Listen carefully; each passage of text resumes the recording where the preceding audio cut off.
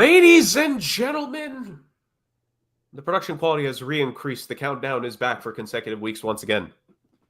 I don't know why we missed it a few weeks ago. I genuinely don't. So this is the controller. Ladies and gents, welcome back to another edition of your favorite, absolutely chaotic and off-the-rails podcast here in the football landscape. It is the Sports Agents of Chaos podcast. And as you can tell by the hilarity of the title, we're going to have a little bit of fun on this episode, ladies and gentlemen. The Podfather is not here, fearing and in shame of the fact that his championship defense seems to be slipping. And I think he still technically has a shot, but he is almost mathematically eliminated from his championship defense this season. He has gone off to the halls of shame to regroup for the 2025 campaign, while us two championship contenders are here. Yes, I am here with the games master himself, and he might be the ultimate master of this game come the end of this season. Justin, how we doing? Listen, I'm not gonna speak to that at this point, but That's fair. You gotta win one before you can start talking trash. That's true. Other than that, I'm doing pretty good. But I do enjoy the fact that it's a season one throwback for you and I vying for the title here at the end.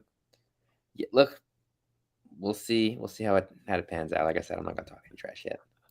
I mean, you're more than allowed to. Rick and I, we have our fun. You're more than allowed to. Well, actually, no. We'll wait till the end because there is one critical question, Justin. As much as we poke fun at you with it, there is one critical question I do want to ask you, but I will give you the proper honor, and I will wait if you are crowned champion because there is one key question if you do win the title that needs to be answered, and the pressure will be on you to answer this question when that time comes, brother.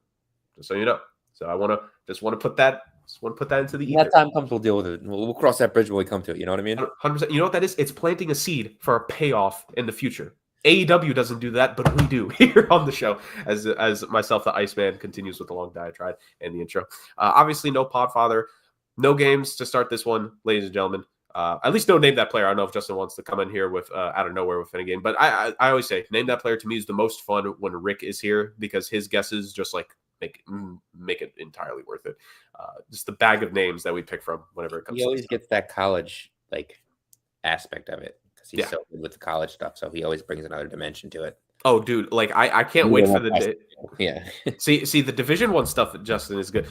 I can't wait till you start to mention some guys who went to D2 or D3 schools. That's when we get into his bag right there. Yeah. Because we've shared before. We met Rick through our respective college we went to, Queens College, through the athletic department.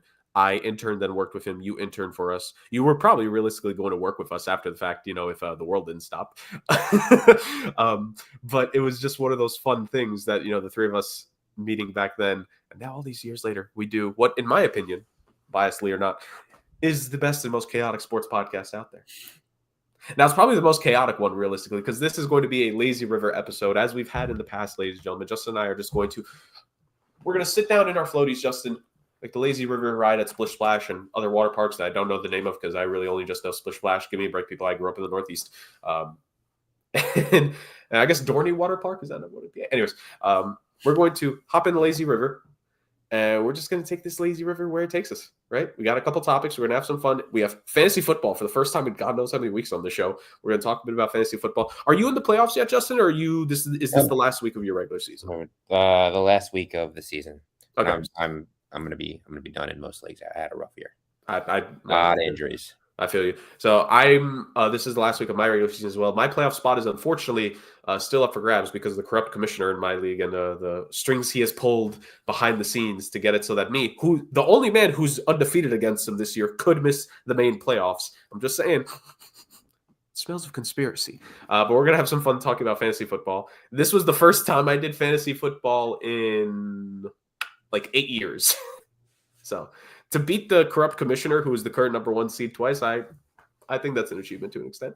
Of course, I would like the postseason as well. But we're going to talk in some legitimate fantasy football, things that we kind of like picked up on this season. For me, returning to it, doing it for the first time in a while, and Justin, the seasoned veteran of kind of what went wrong for him this year and what he will try to fix in following years. I wish the Podfather was here because the Podfather is actually in a good spot, I think. I think he said he's about to clinch a playoff spot. So he's in a similar case like I am as well. We're going to get to that. We have a fun tier list at the end that we've been waiting for a while on this one, Justin. I think we're going to have some real fun with it. For people who are long time listeners to the show, first off, why? Second off, thank you. And third off, you'll understand when we get to the tier list. But before we get to that, this is a chaotic start. It's always what I always say. It's fun football and chaos. We have a bit of mix of fun and chaos here to start. Let's get to the football conversations, Justin. And let's talk about the fact that we have 2 playoff teams clinched now as we head into this main week of football here in the regular season in week 14. First proper week of December, because obviously last week was Thanksgiving, into a couple days of December. Now this is the first full week in the full month of December. Yada, yada, yada, people understand. The Buffalo Bills clinched not just a playoff spot, clinched the division. They clinched the AFC East because, good Lord above, the Dolphins and Jets were not great this season. Shambles is our playoff preseason predictions, to say the very least.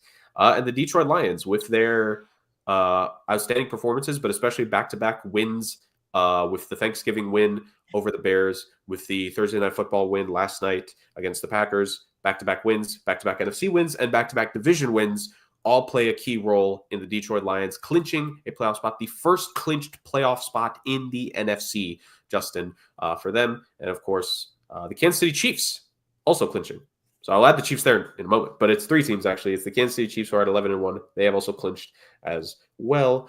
They have, of course, the best. Actually, no, the Lions have the best win percentage. The Chiefs are right behind them in the league. So as the ticker gets fixed by our genius graphics guy somewhere in the background here, who may or may not be getting paid, Justin, talk about the early clinching scenarios we've had so far with those top 3 teams who have been the class of the conferences this year, just in terms of finding ways to win. Well, I mean, I think that Buffalo probably would have clinched a playoff spot, if not this week, then next week, even if the division was better. But I mean, they clearly deserved that division win. I mean, it wasn't even close, really, to clinch in week 12. It's the earliest a team has clinched in, I think, 15 years, something crazy like that. And look, there are just benefits of being a really good team in a really bad division. It's not like their opponents have been all that bad. They've beaten some good teams, and this was well deserved by them in what many thought was going to be a down season. Kansas City, I think they escaped with a bad call, but again, another team that if they didn't clinch last week, they would have clinched this week. So good for them. 11-1. All they got to do is keep winning if they want to be the number 1 seed. But Buffalo's hot on their tails and has the head-to-head win there. So we'll see if Buffalo can catch up to them. And Detroit, I mean, what a boss call yesterday on 4th down. Did you see that play? 4th down with the game on the line. All they had to do was kick a field goal, but they didn't want to give any time to the Packers. And I respect the idea, but they're lucky that the execution went through, because right, it's been really bad for a Detroit team that took a risk of losing in overtime, but instead they went out. They're 12-1 now, and they're the class of the NFL at the moment. We'll see. Yeah, see what they can do in the playoffs. And obviously the Eagles and the Eagles right now are, I feel, Justin, the only reason at this point that are literally, not just I feel they are the only reason at this point why the Lions still have to do a bit more work to clinch the NFC number 1 seed here, because the Eagles are the only other 10-win team in the conference. Fair chance they're probably going to wrap up a playoff spot here if they win. Just from, I feel, a mathematics perspective, I think they'll probably do enough to knock some teams out, depending on who else wins and loses. So there's a fair chance Philly at least clinches an official playoff spot, not the division, of course, with defeating the Carolina Panthers this week, which we'll get to the hashtag SAOC pick challenge here in a bit, because, of course, we made the picks beforehand. Obviously, with the Eagles aside, the Lions, Justin, we talked about this going into the season. We talked about this even last year, just the idea of it, the concept of it. The Lions are on the precipice of making it happen, where the NFC has to run through Motor City. We've talked about it before, what that can do. You get the extra week off. Sometimes the top seeds come out a bit flat to start, various things like that.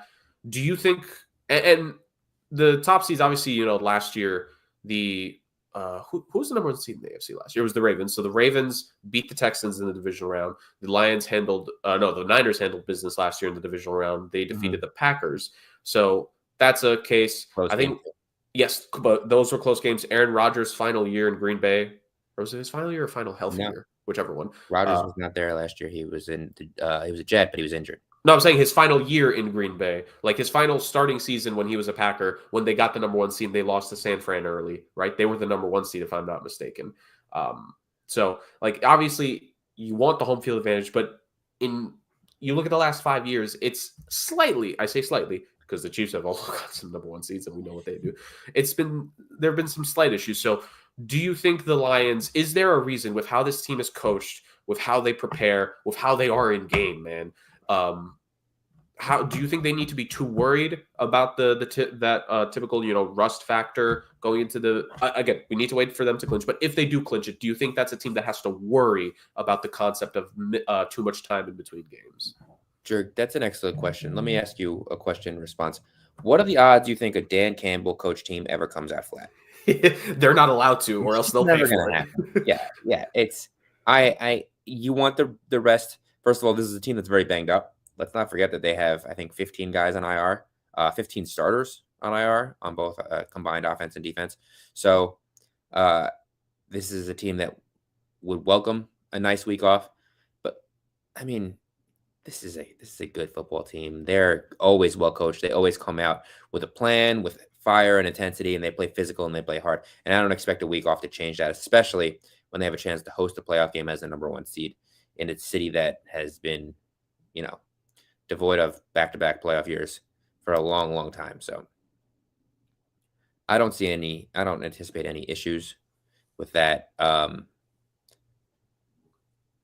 do think that Philly can clinch this week. I think they need a win and both a Bucks and a Cardinals loss, if I'm not mistaken. Mm-hmm. And then that would clinch them a playoff seed, or at least a wild card berth. Right. They should also, you know what? They might be able to clinch their division. Yeah, if they win this week, they clinch their division. Never mind. Oh, okay. Yeah. Because the next best team there. Oh no, it's not. That's not true. Washington is in their division. If they win this week, I think that they clinch a playoff seed. But again, and they need the Rams to lose too. Did they play the Rams this year? I want to say they did. Yes, they did. They played them a couple weeks ago, and they beat them 37-20. They beat the Rams, and they lost to the Bucks. So they need a Bucks loss and a Cardinals loss, I believe, to clinch a playoff spot. Which obviously would be big for a Philly team. And before we roll over to the AFC, Justin, let's actually stick with the Eagles, because even though they haven't clinched, they're very much on the road to doing it. They had an awful, let's be real, an awful end to last season. What was it? Losing 6 of the last 7 games in the regular season. And we talked about a team coming out flat in the wild card round against these same Tampa Bay Buccaneers that you briefly mentioned. What do you view as I think we might agree here, but what do you think is the number one factor to the Eagles and this complete turnaround of not just play, energy for this team from how 2023 ended going into 2024? Because there were questions the first 4 weeks of the season that we were about to see almost a redux of what happened last year. Well, the issue last year, I think, was a lot of injury. And then, they made some personnel moves to get younger. They went out, they re-energized that secondary. I think they're playing a lot better than they did last year when it was a major question mark. They got A.J. Brown back. Devontae Smith has been decent. They're working on some depth at wide receiver, but past that. But they also got Saquon Barkley. And if you remember down the stretch, their offensive line was banged up, but DeAndre Swift just disappeared towards the end of the year last year. Now, all of a sudden, they have this MVP candidate at running back. They have a revitalized and healthier Jalen Hurts. They got guys to throw the ball to. Their defense is playing better. The front seven of their defense has always been a strength of them. And now the secondary is playing. They're not the cream of the crop, but they're still pretty good, and they're having a good year. So there's a lot of reasons why this team is revitalized and playing well, and it shows on the field. Indeed. And kind of like I mentioned, their energy to me is like you say, health, and the vibe of this team is so different from last year, right? Like you could tell by body language, a lot of these guys at the end of the season, whether it's like from blown coverages to guys just not running routes. And like you had mentioned, yes, injuries taking its toll, but DeAndre Swift, just a massive fall off for him from what was the first 4 weeks of last year, he had a couple like 150 plus yard performances early. He was an MVP candidate in the first couple weeks. Yeah, He was for that like good the first couple weeks. quarter report of the 2023 season, DeAndre Swift was playing like the best running back in football. He was. Yeah. That's not an over exaggeration. So it's one of those things where they have all that. And now, I mean, you talk about DeAndre Swift in a quarter season MVP. We might have a legit regular season MVP with Saquon Barkley, to say the very least. And the level that he's been performing at, he's making a run at it, to say the very least. Can't wait for them to just give it to a quarterback. But ultimately, Saquon Barkley is making a legitimate run at things, both literally and figuratively. And he has obviously spearheaded this for the Eagles. Giants fans, just look away at this point. Just shield your eyes. Just get to the end of the season. That's all you could do. That's just all you could really do when you see those types of performances, to say the least. Let's go to the AFC here. Just talk about you kind of alluded to it, Justin, in the point. Once again, it's the Chiefs and Bills that we're talking about. 2 questions with that. A, do you see the Bills overtaking the Chiefs for the top seed in the AFC? And B, this doesn't correlate to A. You could say yes or no to that one. It won't affect this question.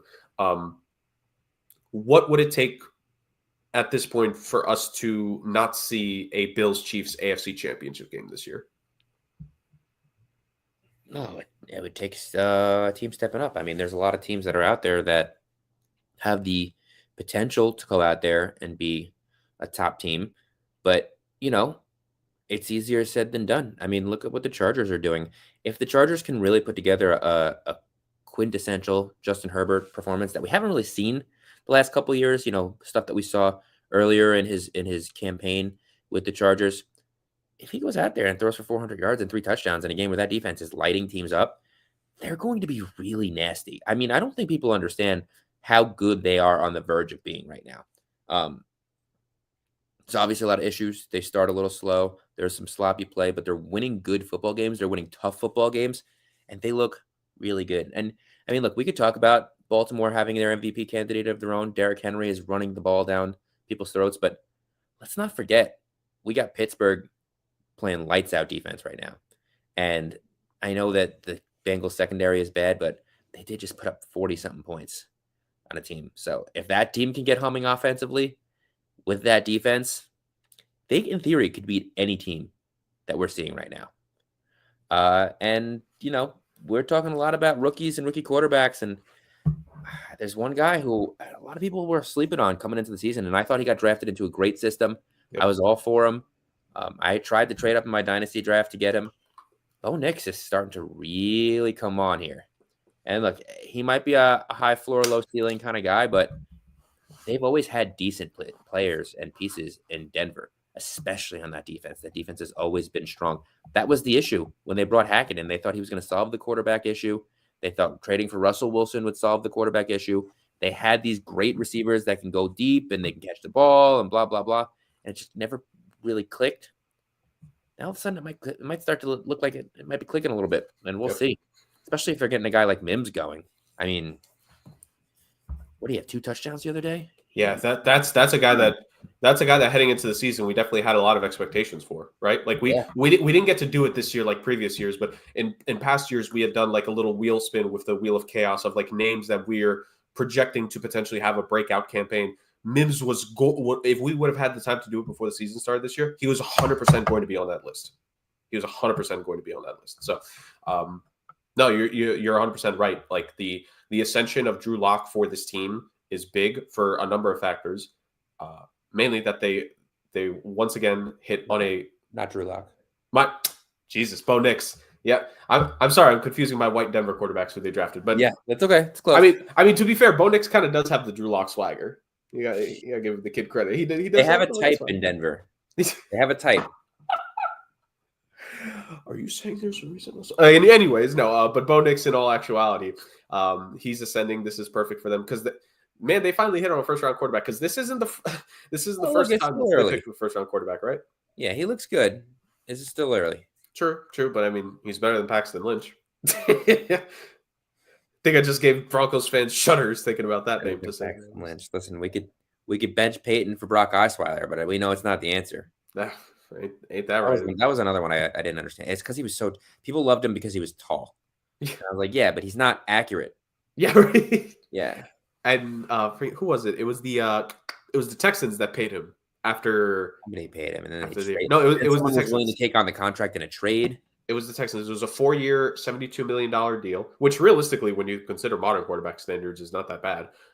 4 years, 72 mil for a starting quarterback is just the wrong quarterback they gave that kind of money to. It was a big And deal back then because it was a lot of money back then. yeah, right. It was like a record-setting contract back then. He plays for a year. And the thing is, they won a playoff game that year because I think that's the postseason the Texans faced the Raiders, who made the playoffs, but Derek Carr and Yeah, they were McGloin. like 13 and something, and then he broke his leg. Yes, He came back and he was never the same. and it was Connor Cook who started that playoff game, I think. If I remember correctly, it was a terrible game. Oh, it was awful. It was just so bad. No offense. But yes, the Texans did win, got rightfully ousted in the next round, and then they were like, this Brock Osweiler thing isn't going to work out for too much longer. And then they traded him too. You mentioned the team that took on that contract. It was the Cleveland Browns, who had no reason to have any talent whatsoever, apparently. That's crazy. It's like the Browns are really not good at trading for quarterbacks. Particularly from the Houston Texans. I think there might be a connection there, Justin. I think history. What do they say, Justin? Those that fail to learn from history are doomed to repeat it. Something like that.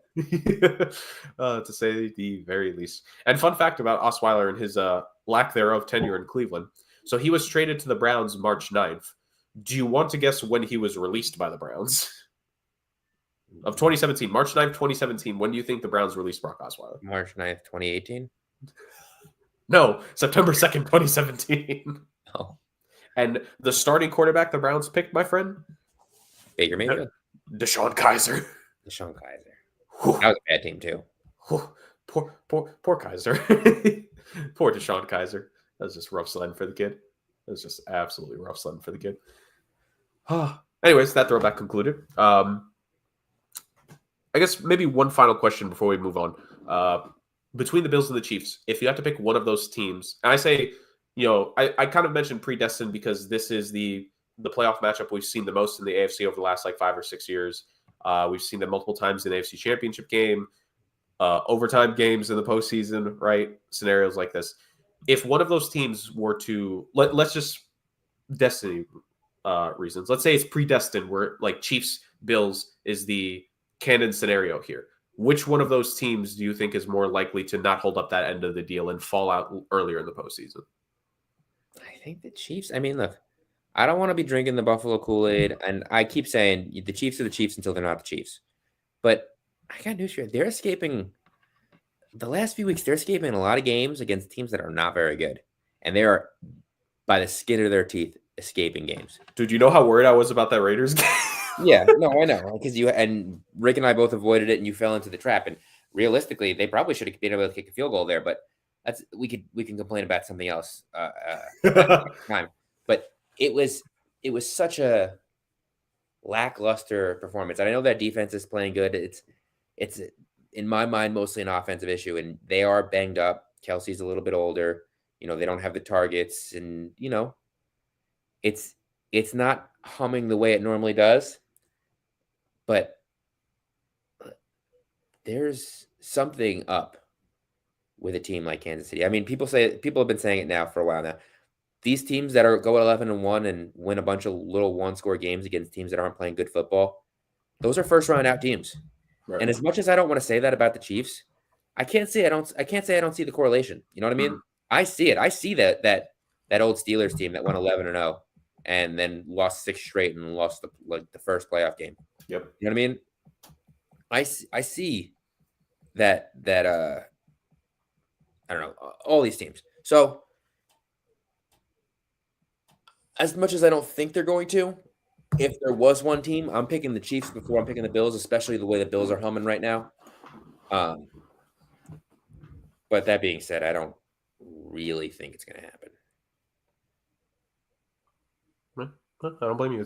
It's very interesting to say the very least. I mean, realistically, the Bills, if the playoffs started today, it's going to be in the divisional round. Mm-hmm. Probably Bills versus Baltimore. And that's an amazing that'd be an amazing matchup. Yeah. Yeah, the Bills So, versus Baltimore, and well, actually, yeah, it'd be Bills Broncos because 2 versus 7. no, I said divisional. Oh, you're right. You're right. Divisional. Yeah, Oh, they you're skipping beat the the wild card Broncos in round. the first round, and then the Ravens. I would think I would pick to beat the Steelers. I just Mm, don't necessarily know if I'm going to pick Russ to win his first playoff game, even if it is in Pittsburgh. right. And then I'm going to say probably going to be Chiefs Chargers again. Mm, The way Houston's been playing, Houston's been a disappointment this year, man. They yeah. have, as good as they are, and they're 8-5, and I don't want to take anything away from them.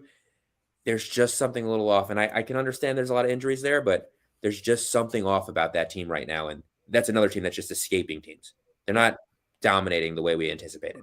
Well, definitely not. And like the essential, like the Steelers being at 9-3 right now, that's where we expected the Texans to be, right? Like that's the kind of style we expected from Houston.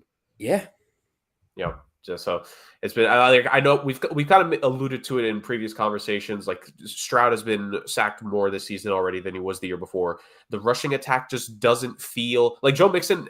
Like he's had really good games, but here's the thing, and I kind of mentioned this in our group chat, right?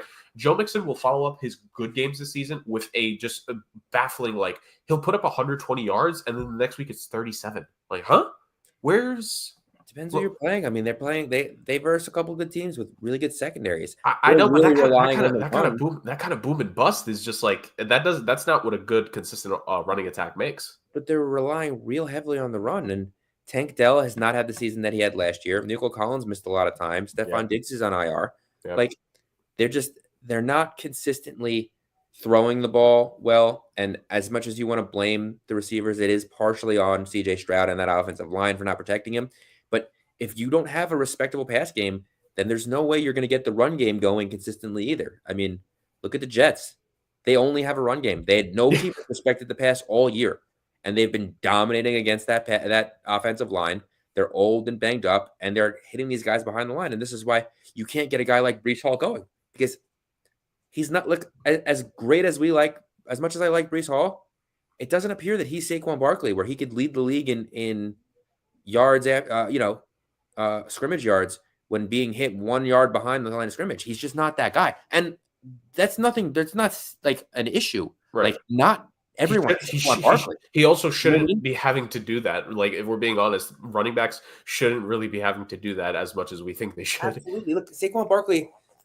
Coming out of college, Saquon Barkley was the highest rated player likely to be in the Hall of Fame that I've ever seen coming out of the draft. And everyone knew going in, Saquon Barkley was going to be that dude. Yeah. He was on the Giants, who were struggling, who were up and down. They still had Odell and Eli, and they thought maybe they'll be good, maybe they won't be good, but it ended up being a turmoil pit that is still going on and looks like it caught fire. And now he's still that dude just somewhere else. Yep. You know, Brees was a second-round pick that, he was the best running back in theory in his class. Definitely top 2. But, he didn't have first-round prospects. Everyone thought he would be good, but you didn't know he'd be good. Right. And now we're seeing, a good running back fall detriment to a bad team. Right. And that's certainly the case. And this is not a question we need to consider, but I don't think it would surprise you as a Jets fan if Brees Hall were to eventually leave this team, if he found success somewhere else. It wouldn't really be that surprising, right? Because he has the talent. Depends when he leaves. I mean, running back's a short lifespan. That's true. That's true, unfortunately. But hey, maybe. Hey, past the Jets to ruin someone's career. Saquon's 27 years old. First team. What a lad. A 1997 year, just the same year as me, 8 months older, and so much more successful. God dang it. Anyways, but no, that's the talk. Huh? Should have played running back. Should have picked up a football in my early years, apparently. But no, it's very interesting to see what the playoff scenario could be. 4 double-digit teams in the NFL right now in terms of wins. 3 have clinched. 1 is on the verge. Very intriguing. We're definitely going to pick up. I think we might start. I don't know about next week. We'll see. Maybe if a few more teams get eliminated, I think that's where the conversation can continue. Which, speaking of which, eliminated teams from the playoff picture. Now, it's not really notable teams to say the very least. Oh, maybe one of them at least. In the NFC, only 1 team has been eliminated. And no, it's not the Carolina Panthers. Actually, first, it's the New York Giants. The Panthers are probably going to follow them shortly here this week. But New York Giants are the first team in the NFC eliminated 1-8 record in the NFC, 0-5 in division. Not great, to say the very least. And then you look at the AFC side of things. The Raiders are currently last place in the AFC. The Jaguars have a tiebreaker over them on best win percentage in conference games because 2-5 is better than 2-8 in AFC games, to be fair. And the Jaguars are also 1-2 in their division. So it's the Jaguars and the Raiders who are both eliminated at 2-10. And of course, Justin, I'm sure this fills you with some joy.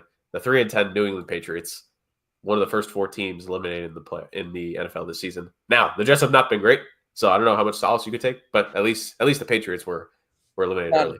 None. I'm not one of those people that, I hate the Patriots. Every loss is great for me, but it doesn't make me feel better. It doesn't. Right. Not even a little bit. The Patriots could be good, and I would still feel the same way because the Jets are a disappointment. And for a team with all that talent, they do nothing good. There's not a single side of the ball that I could sit there and say, oh, you know what? At least that's a bright spot. No.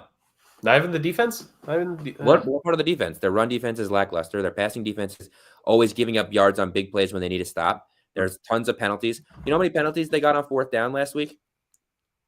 On one drive, they had 3 4th down penalties. Only 2 resulted in a first down.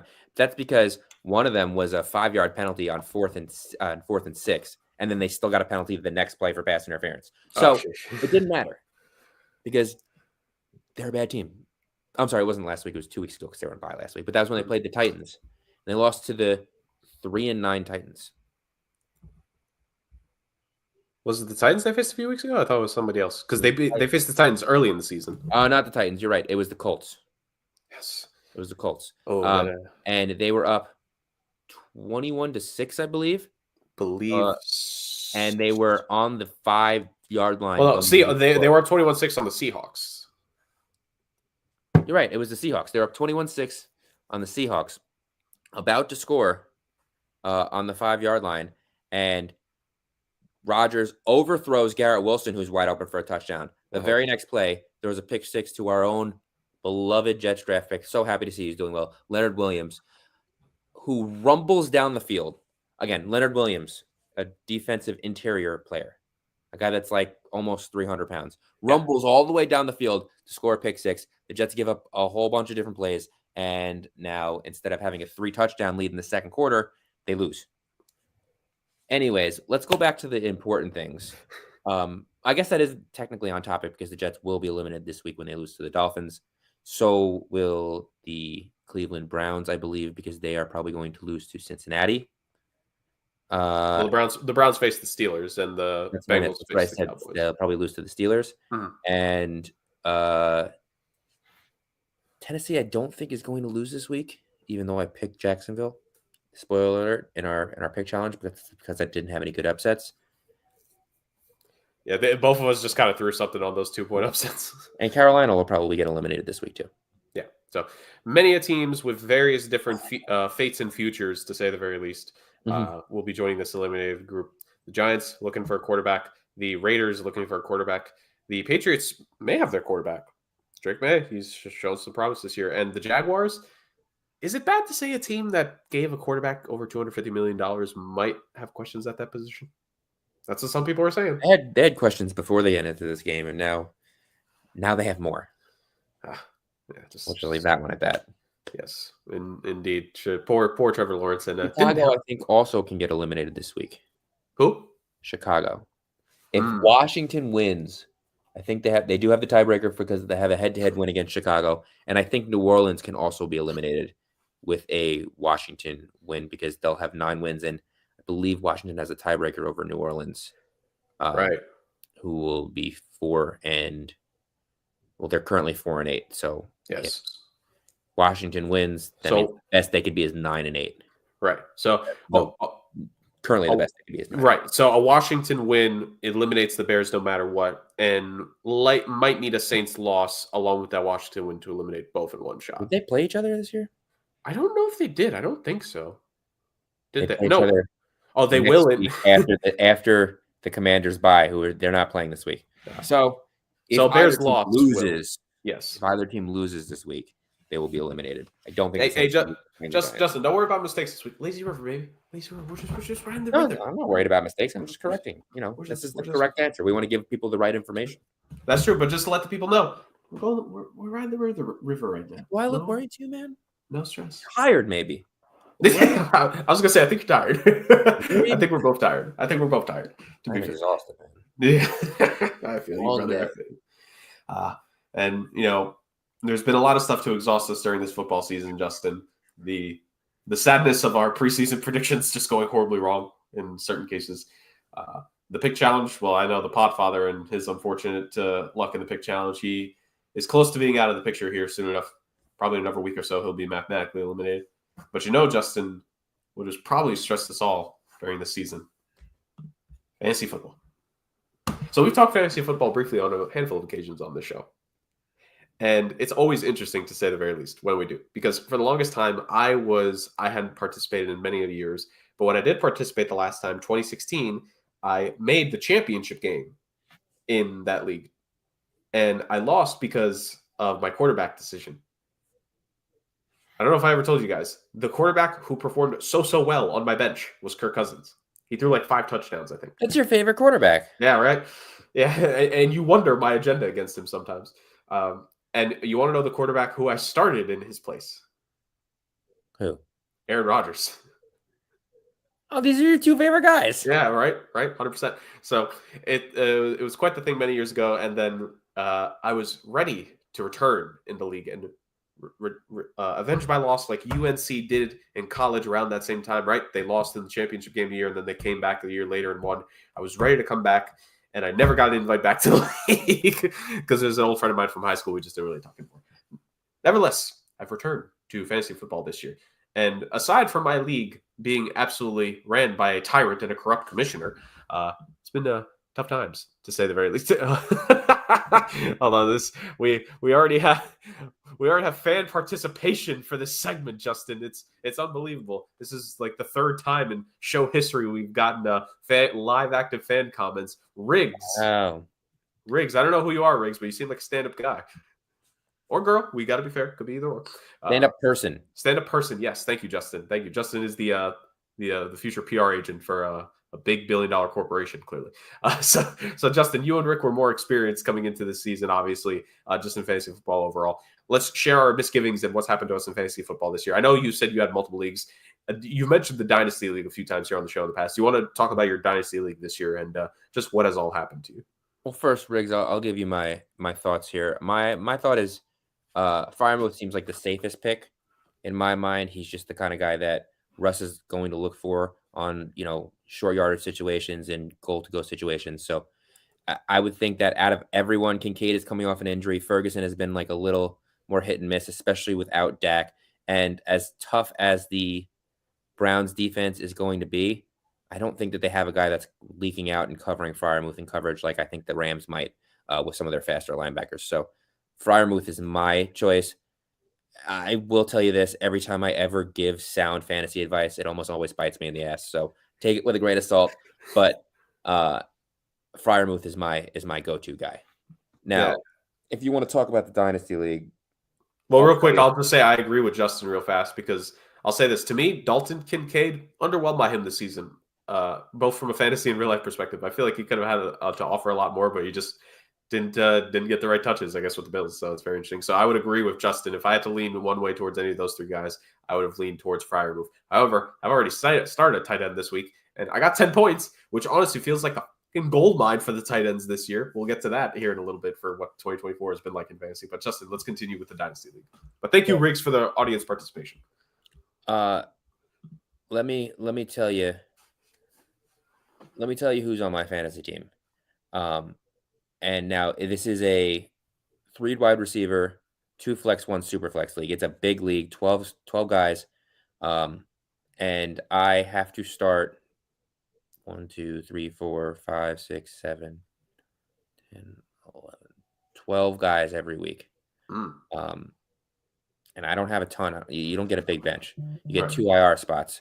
So I have on IR currently AJ Dillon, Brandon Ayuk, Stephon Diggs, Austin Eckler. I also had Nico Collins, who missed extended periods of time, and Quentin Johnson, who missed extended periods of time, even when he was on the field, like he did last week when he had 6 targets and no catches. But, and Tua. So, I've just been missing tons of guys. I also lost 4 games this year on Monday night, including 1 game due to the Jerry Jeudy catch. Not Jerry Jeudy, the Elijah Moore catch last week. Literally on the drive, he had 1 catch, and then I lost by 2 points because he had that 1 catch. I was up by half a point. And then I lost 1 game on the overtime 2 catches from Travis Kelce on a Monday night when they went into overtime against the Bucks instead of the Bucks going for 2, which I think was the right call football-wise, but fantasy-wise killed me. Because, again, I was up 5 points, and Travis Kelce had 2 20-yard catches in a PPR league, and then all of a sudden I was down 2 points, and the Bucks never got the ball back, and I had Kate Otten going. I lost another game on Monday night because Jawan Jennings had 60 points in like a random flex play before he did anything. He had that 1 game where he had like 200 yards and 3 touchdowns, and he was the only guy that Brock Purdy was throwing the ball to. And then Khalil Shakir had like 30 points against the Jaguars that same week, and I lost that. I just lost like a ton of games on Monday night this week. So that sounds brutal. yeah, it was rough. Ravens show you. Let me tell you this. I don't know if you've watched this show before, but I am a diehard Jets fan. And I will tell you right now, I never bet on the Jets. Win, lose, draw. I will never, ever, ever bet on the Jets. It's not going to happen. So even if I thought Braylon Allen was the right call, I would never tell you that was the case. So looking at it for me, and it's different. Like I play in an ESPN fantasy league with a couple coworkers of mine. I was on the beach when we did our freaking fantasy draft, so that just shows the level of commitment I had going into this. Obviously, for my league, it might be different numbers for Raven Show Yo's league here, but for us, it's like this is just like his recent games. I'll give his last 5 games of just like points production for Braylon Allen, right? And for us, it's 4.7, 0.6, 4.4, 0.9, and 9.2 for that.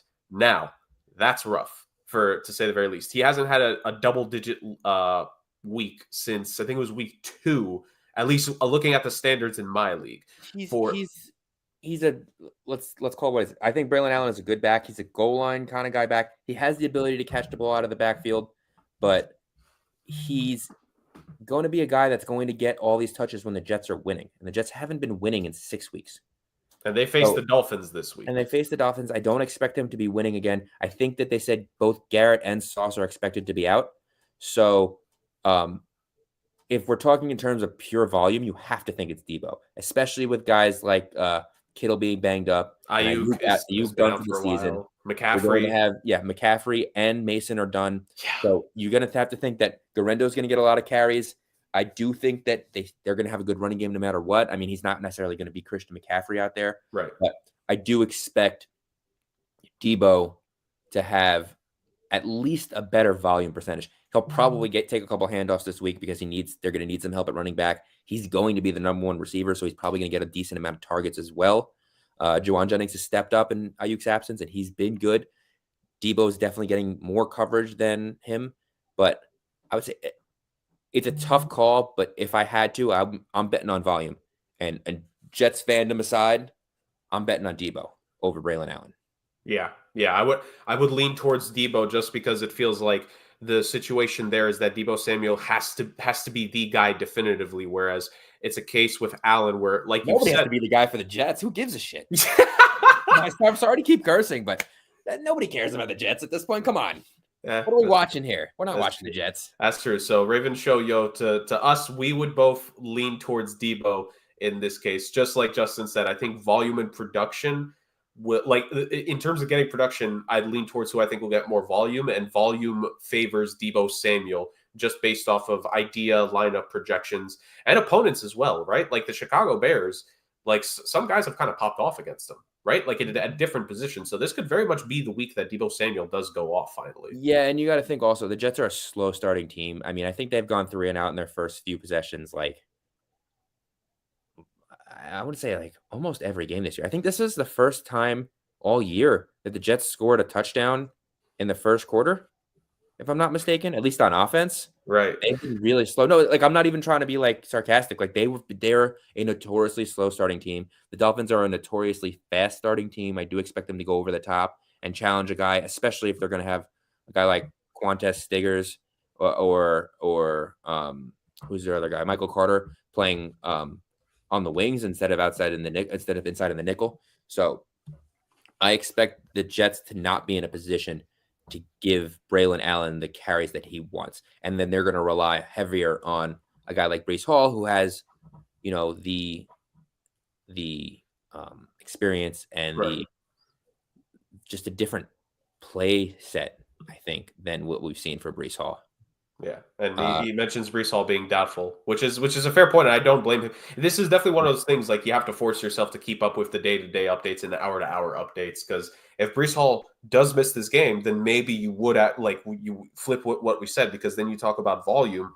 Braylon Allen, in theory, should be getting the volume there, no? Yeah, well, yeah, we'll see because in theory, if he's out, Braylon Allen will be the number one guy. But at what point are you keeping Braylon Allen in? I mean, like if it's a garbage time score that you're relying on, sure, it's very possible. If they're on the goal line, realistically, they should be giving the ball to Braylon Allen, even in garbage time. He's a rookie. But that being said, you're not trying to drive this kid into the ground in a meaningless season. Especially, I mean, I know that they say all the time that these coaches aren't going to play for next year's guys, but there's no reason for them to drive him into the ground. So what do you say? What are you laughing at? Look at Rick's comment. Do you see it? Yeah. No, that's fair. I mean, did it a couple times last week, so it's not easy. It's not easy being from New York, guys. It's not, man. Clearly. So Raven Shoyo, I would say definitely as of now, because I think Breece probably still could suit up, I would lean towards Debo, but definitely keep checking, up until it's game times for everything, just in case. Again, like I say, I'm a Jets fan. Obviously, my choices are not great in life, and don't rely on me. That's what I say. If you want my advice, I'd be happy to give it to you. I will never make the decision. I'll never tell you to put one guy in over the other, but you want my thoughts, those are my thoughts. Yeah. Don't blame me if I'm wrong. He's thankful. Don't be coming for me, man. I'm not. If it comes to gambling. Speaking of which, more people want to take Stephen Drakes. I feel like this is the most interaction we've ever had. We need to talk more fantasy football next year, Justin. We got to work this into the show. Stephen Drakes. If Walker is out, do I flex Chuba or Jonnu Smith? This is interesting because I have Chuba in my fantasy league, actually. And Chuba did good for me for a couple weeks, man. Hold on. Let me give you, because I could go... let me pull up his game log for myself, just because I know like some of the matchups he did really great for me. The Giants, like the Saints, the Giants games were both massive. He was phenomenal, made a big difference for me in those 2 weeks of fantasy in particular. I think the first week I picked him up was around like the middle part of the season, like it was week 5 or 6, and he did well for me there. So Chuba's been relatively good, right? There's been some consistency. The issue, he's coming off a really rough game, right? His worst game in fantasy since basically the opening week of the season. Ironically, both against divisional foes.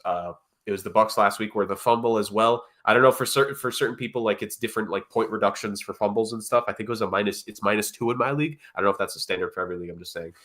For my league, it was a -2, and it was just brutal to say the very least. It was a stout Buccaneers defense that prevented it. It's a Philly defense here that Chuba Hubbard and the Panthers are dealing with. Whereas for Jonnu Smith, the Dolphins, they're facing the Jets. Ironically, it's all freaking circles back to the Jets, Justin. Jonnu Smith has been on fire, to say the very least, in fantasy. So I don't know. I don't know. I'm very torn here because Chuba's done really good for me this season. But I like Chuba. Look, I think that the matchup is tough. Like I said, like we said earlier, that Eagles front seven is always nasty. I mean that Georgia front seven is nasty. I mean, but that Eagles/Georgia front seven is just absolutely nasty. So I expect them to take Chuba Hubbard away and really make Bryce Young beat them. I would say that Jonnu Smith is probably the safer bet, especially with the run he's on. But the Jets have, if I'm not mistaken, the Jets are decent at covering tight ends. I don't remember their exact ranking in the situation. I did have it, at least in my league on Yahoo. I think they were like middle of the pack. But again, I don't bet on the Jets. To win, lose, or draw, the Jets will always screw you. Right? You don't bet on the Jets. People see that meme with Pete Davidson and Bill Burr. Yeah. It's not a joke, man. The Jets aren't coming back, and when you bet on them to come back, they lose. And when you bet on them to lose, they come back. Who thought they were going to beat the Texans? I'll tell you one person who walked into a bar in Ohio that day and told everyone in the bar that the Jets were going to win that game because it's the most Jets thing ever. And that was me. I thought the punchline was going to be your dad, actually. No, Papa Zuck. I walked into the bar, and these guys were like, and I said, listen, this is the most – it makes no sense for the Jets to win this game.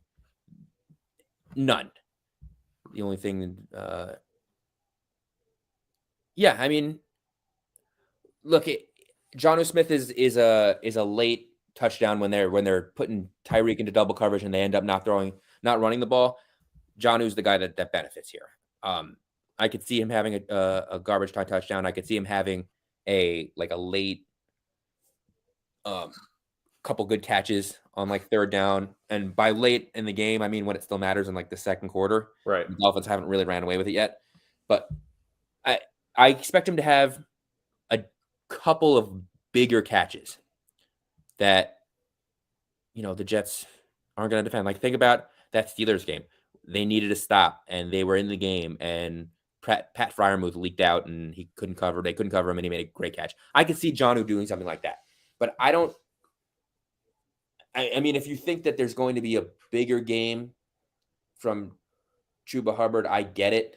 Because in theory, he's the better and more consistent player fantasy-wise. And he also gets more touches, obviously, as the running back compared to a tight end. Yeah, but it's just such a bad matchup. Yeah. For him in this situation. I really think that the Eagles game plan really well. They do that old Bill Belichick thing where they take away your best player, especially when it's a running back. I mean, look at what they did to Derrick Henry last week. It wasn't a terrible game, but he was an MVP candidate that had a rough week against a really good run defense. Definitely his worst game since like early October. Yeah. So I would bet on Jonnu Smith over Chuba Hubbard in this game, not taking into consideration that I don't bet on the Jets. Yeah, I would lean towards Jonnu as well. And honestly, I think after this week or maybe before the matchups, I might get him as my new backup tight end, all due respect to David Njoku.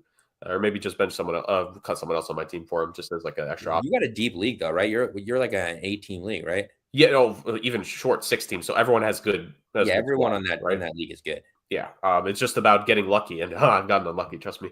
But this is the projection breakdown that I'm reading here for Jonnu Smith, who's a free agent in my league, by the way. Jonnu Smith is too hot to bench in advance of the Dolphins' Week 14 matchups. Over the last 3 weeks, he has hauled in 25 passes on 30 targets, over 300 yards, and 3 touchdowns. He's gone for 45 or more yards in 8 of the Dolphins' 12 games this season.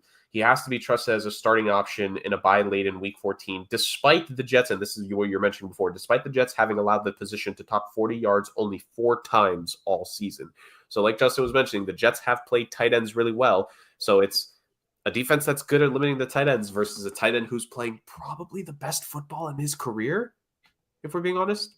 But you also have to take into account the rest of the offense. So the Jets are going to be spread in a different way than they usually are used to being spread. Like when they played the Steelers, for example, really at that point, they only had to cover Pickens and Freiermuth and then try and stack the box.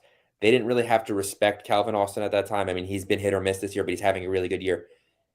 They were able to cover guys a little bit easier. There's too many weapons, I think, in Miami for them to play the kind of defense they're comfortable in playing. So I think that they're going to have to double up on Tyreek, probably put Waddle into single coverage, which will be beneficial to him. And then they're going to have to probably put a linebacker on Jonnu Smith. And even though Jonnu Smith's a little bit older, I'm not sure that they can consistently cover him for the whole game in and also play against some dynamic running backs like Achan, and let's not forget Mostert's still there. Right. So A-Chain's kind of taking that role though. Like once yeah, again, he's like the starter now for sure. yeah. But I mean, Mostert's coming off like an 18 touchdown season. Like, let's not forget that he's there and Yeah. he can score. So, and they also, who's the other running back? They have another running back there that I can't think his name. Oh, why am I forgetting his name now? Either way, Is Jeff Wilson still there? I think so, but that's not who I'm thinking of. But either way, there's just too many weapons, and the Jets are just like a little bit right, hurt. right. Is that the guy? Right? Yeah. Yeah, he's a young player there. CJ Mosley's out. He was placed on IR, I believe, today. Sauce is doubtful. Brace is doubtful. They're going to be playing from behind. There's a chance that they start focusing on run early. I expect the Dolphins to try and run out to an early lead and then coast, and thinking that the Jets can't catch up, which is fair. They're going to be challenged because the offensive line is banged up. The Dolphins really like to rush the passer. Chop Robinson has been very good for them since they drafted him. I think this year, this is rookie year, Chop Robinson. Yeah, rookie year. So I mean, and we already know his name. I mean, it's hard to forget a name like Chop Robinson, but I don't expect a ton, and I could see Jonnu being a valuable guy because he's going to have a lot of on-field time. They're going to be in a lot of big formations. He's just going to be on the field either as pass or run block, or as a guy who's going to leak out. I mean, that's where the Jets always struggle, when the tight end leaks out. Gronk did it to them for years. I remember they lost a quintessential Lions game on 4th down, and they let some tight end I never heard of run for like an 80-yard touchdown. They lost to Freiermuth. They gave up a touchdown to the tight end against Seattle. They gave up. Did they give a touchdown to Mo Alley Cox? I don't know if they did. I think he had a couple of big catches, but I don't know if he gave up a touchdown. But like, even if they didn't give him a ton of yards, if he gets 25 yards and a touchdown, I think that's a better output in my mind than what I think is going to happen with Chuba Hubbard. Unless he gets some real garbage time touchdowns, I don't see him doing better. Yeah, I don't blame you. So that's the answer there. Yeah, I would lean towards Jonnu just for that as well, ultimately. And if he has another good week, he might be like that go-to guy that a lot of people are going to try to pick up before the playoffs get going here. So it's very, very interesting. And I say this as someone that has a number of Dolphins players on my team, Justin. So first off, audience participation. Thank you so much for everyone like Stephen Drakes, Raven Show Yo, Riggs, shout out Riggs. All you guys have just been absolutely phenomenal in the comments. So thank you. The most active show we've had here in a while. They need to bring the fantasy discussions back here next season, Justin. I just hope I'm right, so everyone comes back. No, Sam. Let's real quick, Justin. Since we're in the flow of like talking fantasy here, I want to maybe we can help each other out here real quick in fantasy. Mm-hmm. For me, so I had Gibbs, Jacobs, and Laporta play right. So they put up 54 points for me. I would have liked a little bit more of Laporta, but at least with Gibbs and Jacobs, I'm relatively content. I'll take 19 and 24 points.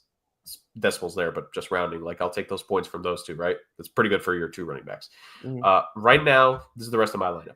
I have Mahomes in as quarterback instead of Kyler. I have Chase as my wide receiver 1, per usual.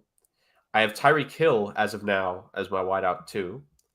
I have A-Chain as my flex. I picked them back up just to fill in the spot for now, but I'm more than willing to cut them if need be. The Niners defense. And I have Bozzy as my kicker. Now, Bozzy, as me and Rick have praised this season, he's been amazing. So obviously he stays forever. I'm considering Mahomes benching him for Kyler because I think Kyler should have a bounce back game against Seattle here because he did struggle against them a couple weeks back. I'm very torn about my wide receiver 2 here because between my bench options are JSN and Adams. And Lord knows what that could be. And yeah, I have A-Chain as my flex at the moment. And then, like I said, the Niners defense, I think going against the Bears, I think that should be a good week for the team. So I think this week the Niners defense can stand to actually maybe get some people some points here. Good news for you. I mean, it was a little bit rough last week, especially with that 4th down play, but on Thanksgiving. But I think the Bears have, if I'm not mistaken, have been putting up a few points the last couple of weeks. And the Niners defense, nah, you know what? I'd probably stick with the Niners. I was gonna say, do you want to hear Probably who, stick with who the do you Niners. I want? mean, it depends on what your other options are, but I I was think I gonna would, say, do you want to quickly hear like the top points available options in my league?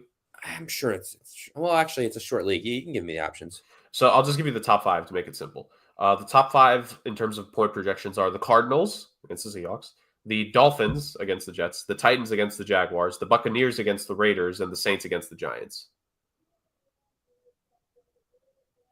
I maybe consider the Bucks or the Saints. I rolled with the Saints. I'm sorry, with the Bucks for a while this year. I think I came into them and with them on the Dynasty League. I ended up dropping them because I needed to fill some position because obviously of my terrible injury history. I ended up rolling with the Lions for a little while, but actually currently still I think they got me 4 points yesterday, something like that. But I would consider the Bucks here, especially because they're playing the Raiders, who are using a backup quarterback and tend to turn the ball over a Right. decent amount. So you could see some decent turnover numbers for them. And I do expect it to be a kind of a blowout. I just think that the Bucks match up against these bad teams. The Bucks match up really well. They blew out a team like the Giants. They should blow out a team like the Raiders. So it's also a game they need, as opposed to the Raiders, who have nothing to play for. Right. So I would say maybe consider the Bucks, but it's really not a bad option to have the 49ers. If it ain't broke, don't fix it, is my motto, at least in fantasy. If you got a guy that's scoring, ride the hot hand until, Yeah. he Yeah. tells you otherwise. And I feel like this could be a bounce back game here for the Niners defense, as well as the fact that like they could really like this could be that game for them where they just put it all together. And the Bucks and the Saints, at least in my league, like the points production hasn't been there for both sides in a little bit. I think it actually dropped. I think the Bucks with the defense I picked up here this past week against the Panthers, they only had 2 points for me. So it's I don't mind sticking with San Fran. He'll like to me I think A-Chain will be fine against the Jets. I think he'll put up his numbers. I think it'll be good because my other flex options are my receivers, like I mentioned before, or Njoku and Chuba, which I think, I know we just talked about it. Chuba, ironically, be maybe Njoku, but I think A-Chain should have his production. Yeah, look, I think that probably the better matchup for you is Kyler against the Seahawks, although he's been just so hit or miss. He has. That's why for me it's been tough because there have been times where he gets the hot game, I put him in, or like I'm expecting him to have a bad game, then I sub him out, then he has a good game, then I put him back in, and then he has a bad one. He's so hard to predict. Like whenever it's his hit or miss style has nothing to do with like the matchup. I feel like either he's hot and he starts hitting Marvin Harrison and he starts running the ball all over the place.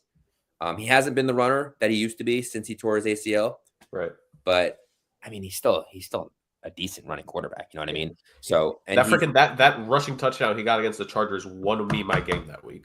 Yeah, and in theory, that Chargers defense is real good. They should be able to put the kibosh on Mahomes. I mean, Mahomes has never really statistically been. He's had his great fantasy days. Don't get me wrong, but he's never been the fantasy quarterback. You know what I mean? Because he's strictly like he needs to give you like winner. He's not. You know what I mean? He's known for Super Bowls, not fantasy football championships. Yeah. So he's a higher floor, lower ceiling kind of guy. Yeah. Like we were talking about Bo Nix in real football. Yeah. Patrick Mahomes is a high floor, low ceiling. He's definitely gonna get you 16 points. I'm sorry, he's definitely gonna get you 12 points. Probably is gonna get you closer to 18 to 20. I don't. And then anything past 30 past or that is luck. Kyler has that potential to rush for 2 touchdowns and throw for 2 touchdowns, and and that's a massive one. Yeah, I guess my last spot I'm more so worried about. I'm relatively confident. Seattle was rough last week. Yeah, so I'm relatively confident. Like Kyler, A-Chain, and Niners, I can keep that. Hill as my wide receiver 2 is the only thing I'm 50-50 on. Tyreek? Yeah, I don't bet on the Jets, but yes, I would keep him in. You would keep him in. Okay. Yeah, because like I mentioned, I think 3 touchdowns and 300 yards very quietly last week. Very quietly. He's on my fantasy team. Yeah, and Hill did have a solid fantasy week last week. He had a very quiet, really good bounce back game last week. He's playing a banged up and bad Jets team who, like I said, does nothing well. This could honestly be his best game since week 1 for Hill. I don't bet on the Jets. I'm not sitting here telling you to put Tyreek Hill in. Right. Correct answer is to put Tyreek Hill in, just from a purely I get you. fantasy football standpoint. I get you. But I'm not going to tell you to do it because he's playing the Jets, and the Jets will screw you. I feel you. All right. There's one thing anyone should know about football is that the Jets will screw you. What about your lineup, Justin? Do we need to look through your lineup real quick on any adjustments, or what? The one league that I'm in the fantasy out of the 3, and that I'm in the playoffs out of the 3 is a redraft league that I split with my little brother. We have a good team there, but it's rough on running back.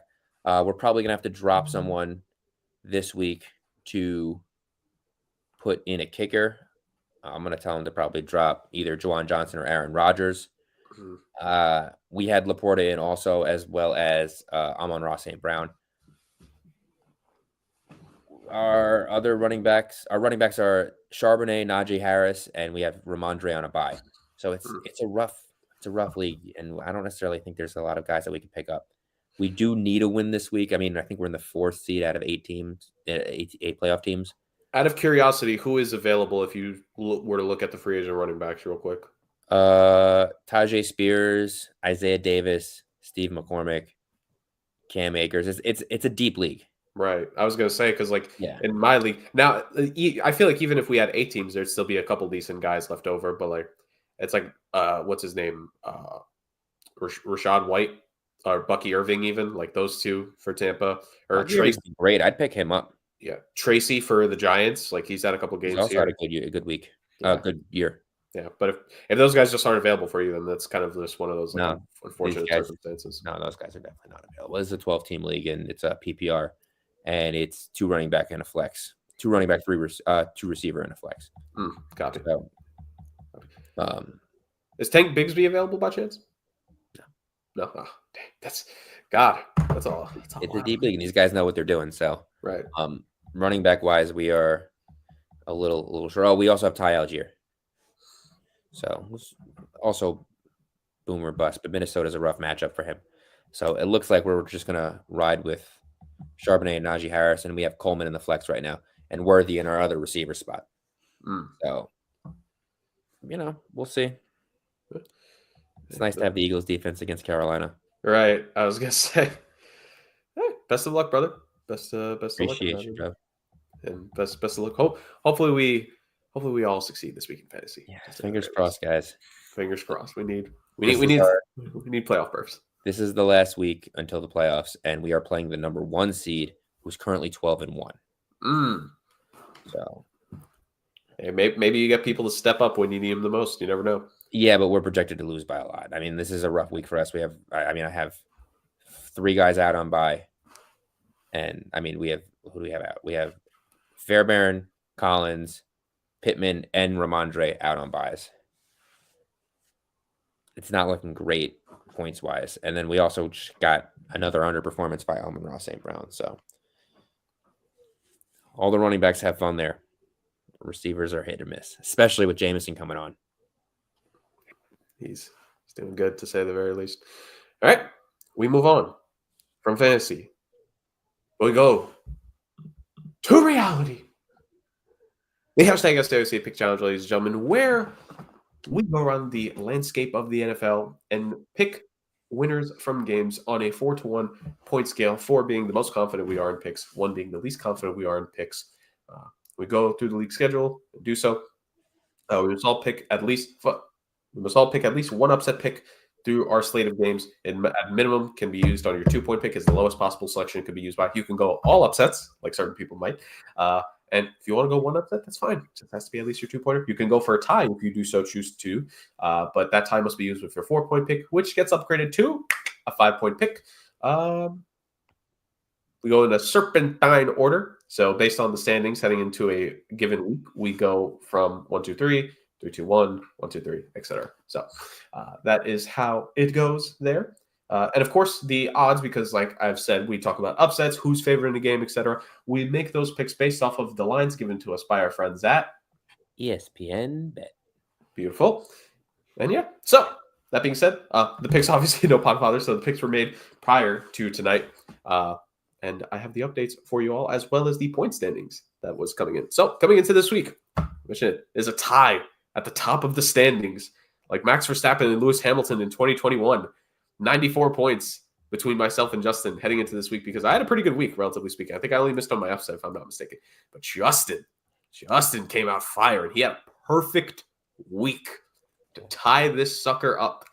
This is going to be a good one here, to say the very least. We got a good stretch to end the season here. We're in week 14, right? So 14, 15, 16, 17, 18. This is literally and figuratively where it all comes down to. So it's going to be big week of picks. I think this week especially, we were talking about it before, Justin, just the iffiness we felt on some matchups and like the iffiness we had on our upsets. This kind of feels like a week, like we could circle back to this week and the different picks we made. This could ultimately decide which one of us wins. So absolutely. Big, it's 0-0 right now, Jurg. 100%. It literally resets from here, to say the very least. And with Justin alluding to that, as the Podfather kind of made a joke with earlier, you're counting me out, boys. We kind of are. The Podfather is entering with the Podfather is entering this week with 73 points on the stand. The reigning champ. The reigning defending champion is he's kind of on his final legs here. It's going to take one or two bad weeks from each of us to make this a three-way affair heading into the end of the season, if he can make this. Imagine a triple threat match for this one. We're kind of like The Rock and John Cena, and he's CM Punk trying to make it a triple threat match at this moment. We'll see if maybe in this timeline it gets made the triple threat. And of course, the Gopher Utah is last place, 62 points. So the Podfather has made leeway against the Gopher. But it's going to be tough this week because as a punishment, because the Podfather could not make it, he took it upon himself to agree to face the Gopher off in his matchups this week, because we had exactly 12 games to choose from. And that's where it is. So let me read you all the picks. For myself, I picked the Cincinnati Bengals with my 4-point pick. Massive Monday night game. They need to get the win. Tampa Bay Buccaneers with my 3. Have a chance to take the lead in the division. They got to play their best, and they're facing a Raiders team. That is not great. The Cleveland Browns is my upset pick. I didn't really have too many upsets left that I liked, so I just went with Cleveland. I probably would have picked the Jaguars, that pick that Justin made, had he not gone before me. And San Francisco by 1. Justin, how the mighty have fallen for San Fran from a 4-3 to a 1. Stuff, eh? Well, look, hopefully people learned from my mistakes earlier in the season, but I'm pretty sure I've picked them 3 times as my 4-point pick, and all 3 times they let me down this year, which is unusual because I've rode them heavy over the last 3 years. Yeah, me as well. I remember the first season of the challenge; they were kind of like my go-to team for like a month straight. Yeah, absolutely. And look, for me, luckily, the Eagles, another team that I've been riding hard, haven't let me down as much this year. I was lucky enough to have the middle pick out of the 3 of us. So I was able to sneak in that Eagles pick at my 4 points. My 3 points, which I already forgot, even though we did the picks like an hour. You're good. I haven't listed them, so I was just about to list yours right now. So you mentioned it, Justin. You for your 4-point pick, you picked Philly, who's taking on a Carolina team that they're heavy favorites against. A Buffalo team that is riding a hot streak is taking on a Los Angeles team on the road. So it'll be interesting to see if they can continue their domination over the NFC West this season. The Jacksonville Jaguars was your 2-point upset. That was really between you and I. That was probably. I like the Titans. I think the Titans are going to win this week, but I did not have any upsets that I liked. I won't bet on the Jets. Right. And yeah. And the New Orleans Saints were your 1-point pick. So, which I'm not gonna lie, I vaguely considered the Giants over the Saints, but to me, it'll take a lot. Like Drew Lock tried his best on Thanksgiving, but just that Giants team was far behind the Cowboys. But maybe this could be a closer matchup. Who knows? The Podfather, when he texted this, he put "The King is dead. Long live the King." Jesus. Chargers were his 4-point pick because he's going all upsets at this point. Chargers with his 4-point pick, Seahawks with his 3-point pick, Falcons with his 2-point pick, and he picked the Jets Jets with his 1-point pick. So he's going for a Hail Mary here at this point, Justin, and we'll see what that do. Because even let's put a scenario out there, right? Let's say somehow both you and I go 0-4 and he gets a perfect week. He's down by 10 still. So it's a lot of ground to make up, right? So it'll be interesting. You would need 2 perfect weeks and 2 0 weeks from us for him to catch up. Yeah. So it'll be something to say, something to see if the Podfather could. We can do that by accident. Good luck. Get luck on his side. And as we mentioned, the Gopher, the door is open for an 11-point swing here because the Gopher, obviously picking opposite of the Podfather, goes the Chiefs, the Cardinals, the Vikings, and the Dolphins, which is the opposite of all those matchups that we mentioned. So very interesting, to say the very least. Very, very interesting. Ultimately, yeah. Any more comments on our picks before we move on to the final segment here, Justin? I hope I win. I hope I win too. So let's move on. All right, boys. We've been riding the lazy river. Had a little bit of fun. We talked some football. We talked a lot of fantasy there. Once again, thank you for the audience participation. And we just announced a pick challenge. So what could be here at the end? No, it's not a video of the Podfather giving a rant podium. We're going to have some fun here. As I've noted at the beginning, if you followed the show for a while, you understand that we are very quirky. And every once in a while, we delve far away from the field of football. Because why not? In the first season of the show, pretty sure it was the first season we did this. Maybe it was probably in the off season after the fact. Justin missed a show or two in a row. So the Podfather and I had some fun, and we did a Harry Potter quiz. We did several and Harry Potter discussion. We talked about the TV show reboot and stuff like that. It was a good time back then. Simpler times, it feels like. Really. It can all be simple. So Justin and I, we're going to have our own simplified fun here. Now, it's not Harry Potter, although I'm sure Justin is a relative fan of the series. No, it is something that he and I are both very much fans of and have been fans of for our entire lives. Ladies and gentlemen, Pokemon. Oh, it's beautiful, isn't it, Justin?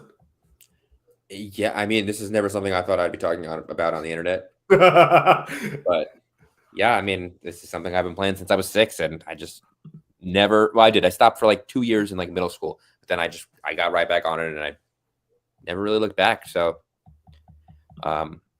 yeah.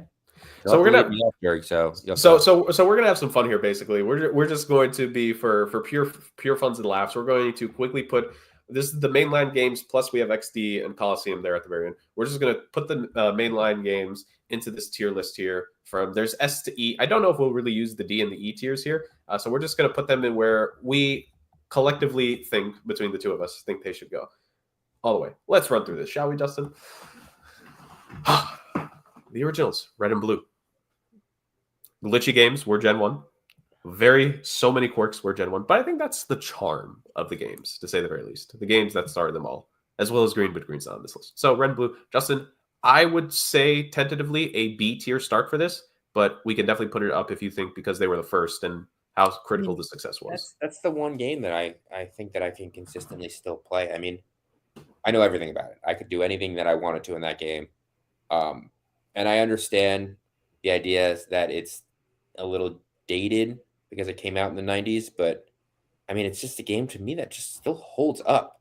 I mean, it's an A tier for me at the very least, if not an S tier. Okay, we can split the difference and make it an A tier. I don't mind that. I love the games. I think like my first ever game that I had, not just Pokemon, any game was Pokemon Red. Yeah. So it holds a special place in my heart, and I'm not going to disagree in any way, shape, or form. I know people like complain about it, but like it just like for what it was even at the time and even now, like it's fun to look back at. Like just learning the quirky stuff about it. Like it's got that nostalgia hit for me too. Like there's nothing that I really dislike about it. Like I enjoy everything about it. Dude, the 8-bit soundtrack is so beautiful. Wow, chef's kiss.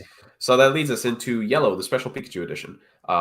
Obviously, very much similar to Red and Blue, except obviously you were forced to have Pikachu, so it was kind of like an Ash twist onto the game, which that was obviously leaning off the anime. Some differences, I think, in terms of like Pokemon you're able to encounter, various things like that. The AI, there was a different AI computation against the opponents compared to Red and Blue. That's one thing to bear in mind. I don't know is it on A tier as well, Justin, or do you think it's just maybe a step below because Red and Blue, there's a little bit, if there's a difference there for you? So I had Blue as a kid. I always go right to Blue. I had Yellow also, loved it, played it all the time. But I go right to Blue. I don't know what it is about Yellow, but I just never really got me the same way. Right. It's not that it's a worse game. I mean, in theory, it's the first game you can get all the starters in if you knew what you were doing and did it right. Like, but for whatever reason, it just wasn't the same to me. I don't know why. So I could put it at a B if you wanted to put it at a B. I still think it's an A. Like I said, if you put it at B, I'd probably bump both games up one, but I guess I got to compromise. You know what I mean?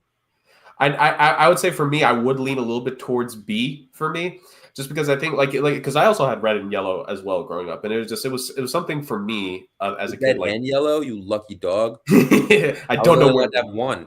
I don't know where they are now, but I had Red and Yellow. It was fun. It was good fun. I would lean towards a B for it. It doesn't mean, and with us saying it doesn't mean it's necessarily a bad game. Hell yeah, I'd play. I have my Blue. Not the But first one. I lost several versions of that game as a child. indeed. All right, let's move on with this. So let's go. The games and generations for the most part are together, so we kind of like put them in order. But these next three: gold, silver, and crystal. Gold, silver, and crystal. I never had gold and silver growing up, but I had crystal. Crystal, I believe, if I'm not mistaken, was the first game where the sprites animated a little bit coming out of battle, so that's cool. Of course, you could get both Ho-Ho and Lugia, which were the box art covers of the other games. Suicune was the box art cover for this. Very fun stuff, as I'm going to eliminate the random ads that keep popping up here, or at least I'll try to. So, Justin, in the meanwhile, where would you get? It's kind of a thing where it's like Crystal. I'm not going to say definitive version because to me, gold and silver are very unique in their own way. Like you could kind of treat Crystal as like a complete plus extra stuff in it compared to gold and silver. Yeah, I mean it's the same. It is a similar idea. It's a slightly different story, which was interesting. They really focused on Suicune, which was really cool. I had silver. I did play crystal when I got older. I ended up getting it. If I were to play a game right now, in fact, I do have a save file that I have yet to complete for silver on my emulator. I'm a silver guy. I would probably put that up with Pokemon Red and Blue, if not maybe a little higher. I mean, it had all the same things. It had probably the biggest challenge in my mind, especially because of how difficult it became. Yes. I mean, even before you get to that point, like you do all the gyms and like, all right, all of your Pokemon are like level 40 or 45. And then you get to that first Elite Four battle and everyone's at like 55 and 60. And you're like, I have to grind forever right now just to get good enough to beat the Elite Four the first time. And then you have to beat it a second time before you can get to the Red and Blue original Kanto area. Mm-hmm. And then you have to do all that before you can even get to the main boss who has the strongest Pokemon in the entire game. The strongest team overall. The strongest team. And it's just like, it's definitely the biggest challenge. And that game, when you finally beat it, it's satisfying. Red is one of the most satisfying bosses in a game to ever beat. It is. I mean, especially it's an optional boss, but like, it's optional, but it's technically optional, but you don't feel like you've completed the game until you've beaten him. Yeah. So the only thing that I would say is that it does become real tedious to get strong enough to beat that game 100%. Mm-hmm. Really, really tedious, especially because the level curve, like once it's and like really the consistency of the trainers and what you get to beat. Like that's why if you want to give all three of them together in the A tier, I don't mind it. I would personally give Crystal the edge over Gold and Silver just because to me there's like that a little bit extra completion in it compared to the other. I think they fixed a lot of the issues in terms of leveling off also in Crystal. Mm-hmm. I think they had a lot of complaints originally with Gold and Silver. Mm. So are we good with all three of them going to A tier? Yeah, sure. And me personally, I would actually put Crystal ahead of Red and Blue. Do you agree or swap that bad boy back? You could leave it there. Well, I could argue either way, but I mean, in theory, it's just it's almost like the first version of DLC we ever had because all of Red and Blue is in theory in Crystal, and Gold and Silver, which was like mind blowing at the time. Oh my god, dude! Like the greatest thing of childhood is realizing you get to go to Kanto in Gold, Silver, and Crystal. It's the best. It's the absolute best. All right, before we get to the Hoenn region, let's quickly Fire Red, Leaf Green, the remakes of the original Red and Blue games on the GBA SP as well. Shout out to the Game Boy Advance SP. Where do you think those lay? I think they were pretty good remakes for all things considered. I played those games so many times. Right? Fire Red and Leaf Green. I will say my one caveat to the two games was that it felt like the Sevi Islands were incomplete. Mm-hmm. There were so many times where you'd go to places and it'd be like, you can't do this right now. But then there was never really an answer to how do I end up doing this? Right. I mean, I feel like there was supposed to be events and DLC and things like that just didn't really come to fruition. Mm-hmm. And I don't know, it was difficult to do. Do you think maybe if Fire Red Leaf Green were ever remade for the modern era of consoles, the Sevi Islands would eventually get completed because obviously you mentioned the idea of DLC. Like they would probably have to put the DLC like as the Sevi I never Islands. really looked into why or what happened there. If it was something that like I just didn't get the event pass or whatever. I know that there's like some rumors that there was some locked door that Giovanni was behind. There was this whole thing with Silver that felt like it was incomplete when you were talking to Silver and chasing him through the Sevi Islands. I don't know. I never really figured it out, and I never really did the research to say what was correct and what wasn't. But I will say that that was a game that I think that they made Red and Blue a little bit better, knowing how much I loved about the first 3 generations. Right. And then like for me, like what I loved was that with Red and Blue, as much as we love them, like it kind of does stop once you beat the champion for the first time, right? You've beaten your rival and that's that. There is the secret hidden final boss against Oak that you'd have to hack into the game or whatever to get. But that was basically it. Well, you complete a certain level of Pokedex and then you can go get Mewtwo. That was the big thing because that's true. It was all about catching all the Pokemon. That's true. Where with Fire Red Leaf Green, they tried to lean into that again because for the Sevi Islands, in order to access that in the after game, you have to get the national decks where you had to have a certain amount caught by then, so you get to go. I did like the idea of they kind of hinted at what would then happen in Gen 2 with like the final admins you would face at the end of the game before you'd finish it off. Having to chase the rockets around the Sevi Islands was fun. And then when you rematch the Elite Four, it's one of the better Elite Four and Champion rematches because the teams are different. They add a little bit more on their squads. Agatha has and Mistrievous. Your rival has Heracross and Tyranitar. It's pretty good. Like honestly, like you said, I play Fire Red Leaf Green arguably the most out of all these, or maybe up there considering it's been so long. Like I played the DS games so much more now. I would put Fire Red Leaf Green. I mean, we're really putting a lot in the A tier, but I would put I'd say it's A tier games. So, yeah, at least look. I for most of these games, I'm not going to argue against an A tier game. This is my childhood. This is stuff that I loved. Yep. All right, Hoenn, Ruby, Sapphire, Emerald, and this a bit of a trend on at least 2 straight regions and generations of this, whereas 2 games that were kind of their own separate thing that would then lead to a definitive third version of the game that just kind of took what both had, added it, and then added even more on top of it. They also did this with side games, funny enough. Quality of life stuff. To me, Ruby and Sapphire, I wouldn't say it, again, I'm not saying really necessarily any of these are bad, but just comparatively, I feel there is a relatively stark difference between Ruby, Sapphire, and then having Emerald.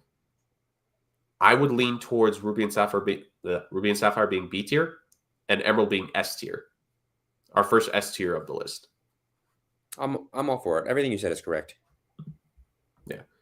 Because just ultimately, like it feels the story was very much like tied together because you had both Aqua and Magma separately in each of the games, right?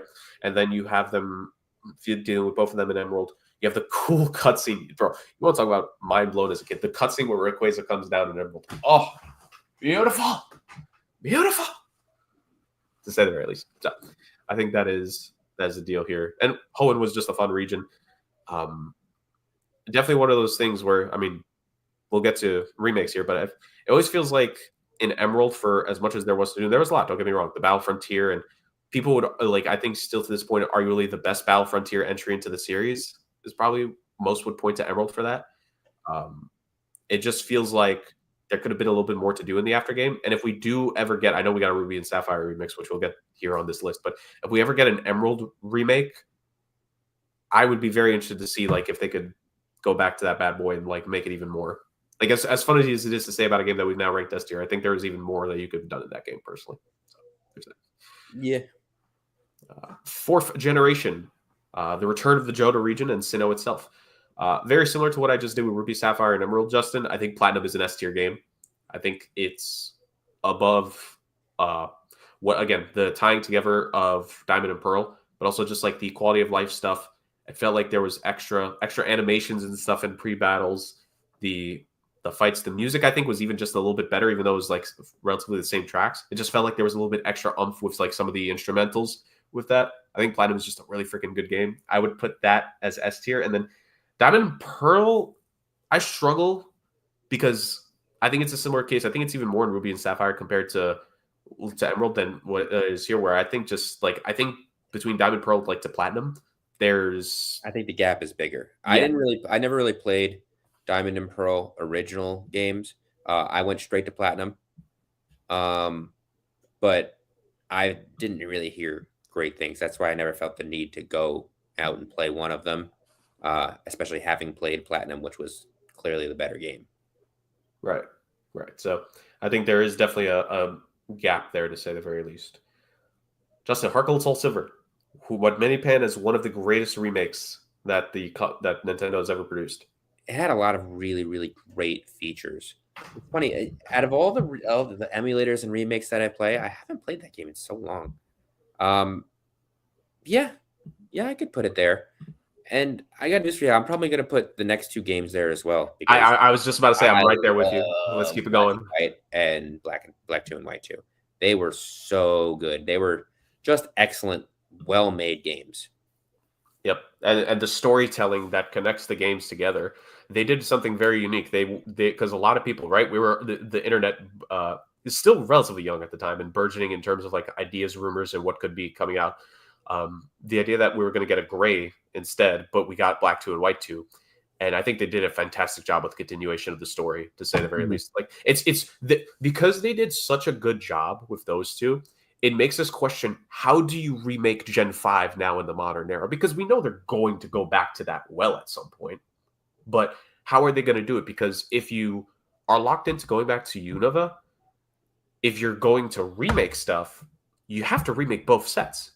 You can't have a remade Black and White without a remade Black and White 2 as well. That's why I think it makes sense to have a third game.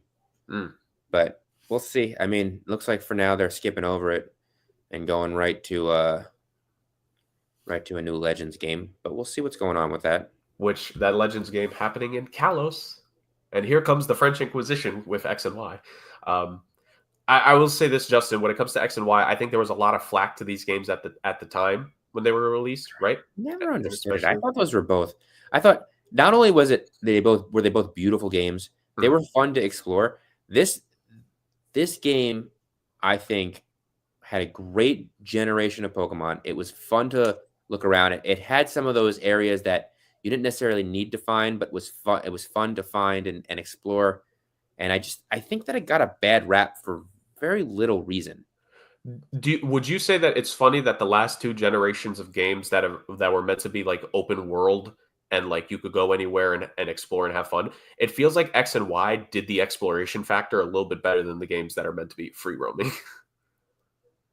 Yeah, I mean, I think that they did a better job with it in this game as opposed to the game before it. But I still think that there's a lot left to be desired because having lost that kind of barrier feature in the game, right, made it difficult for you to feel like you're finding something hidden. Right. I mean, there's no more. At least in modern games, this was one of the last games that they had legitimate dungeons, legitimate puzzles, and made it like difficult to get from place to place.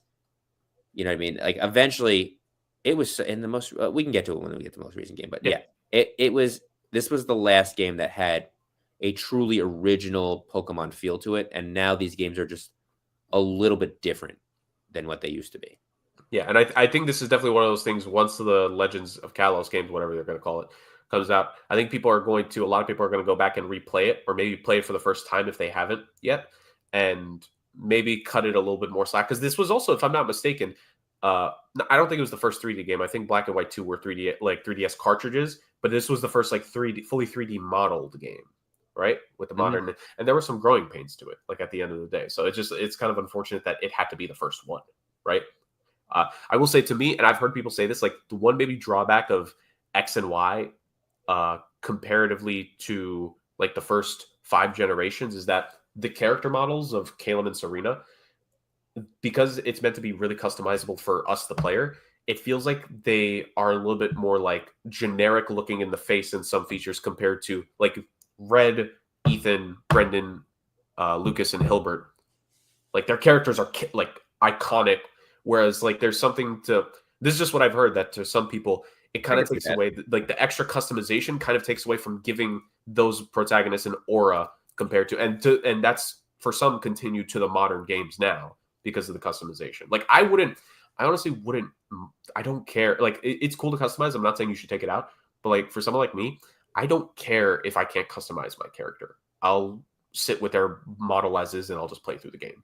Like for these games, I don't mind it. So that's just me. I'm leaning towards, what do you think? I'm leaning towards a B tier, like high B tier for this. Yeah, high B tier, low A. I don't think it deserves to be on the same level as the games we have in the A tier, but I would put it in the A tier and the B tier. Yeah, they could be the top of the B tier to say Yeah. the very least. Omega Ruby Alpha Sapphire, also known as the games that you keep forgetting came out 10 years ago. When in reality, it doesn't feel like it sometimes. Don't tell me that. Yeah. I like these games.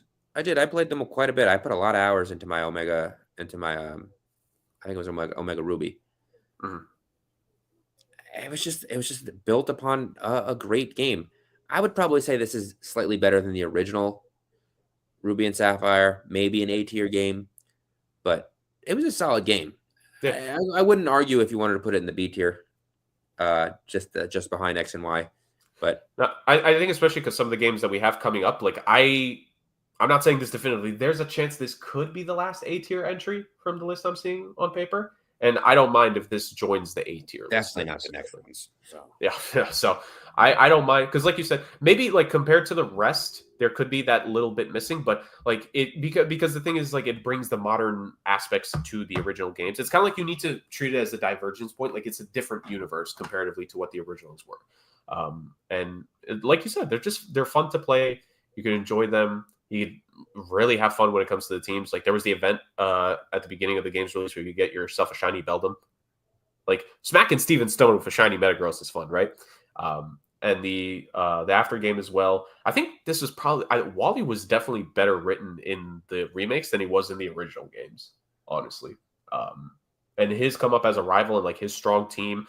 Like I forget what the max levels he could get in like his final technical battle in the after game was, but he could get really strong as well. Like he was approaching like red levels in terms of like pure level, like just levels of his mons. So I think A tier definitely belongs to Sun and Moon and Ultra Sun and Moon. These games getting rid of the original gym structure, right, of the 8. I'm not saying that's a detractor. I'm just saying like that's one of the things that differentiate it. like, I wouldn't have minded if they had these like little things, if there was also gyms. I didn't like the change. It was too jarring, and it was so many cutscenes. So many cutscenes. A text-heavy game that like so many cutscenes where like the idea is that we replay these games to have different teams, to have different starters, to have different experiences. I couldn't replay it. Right. And let me say this, Ultra Sun and Ultra Moon, I bought, and it was the first game in this series, I think, that I could not get through and could not finish. Really? Wow. Only 2. And that was one of them. So would you say Sun and Moon and Ultra Sun and Moon, would you put them in the D tier? Or definitely. Maybe. Okay. Maybe. I'll put them in hard to play. There's so many cutscenes. It didn't feel like you were playing a game. It felt like you were playing like a video that someone wanted to show you. And it wasn't good, man.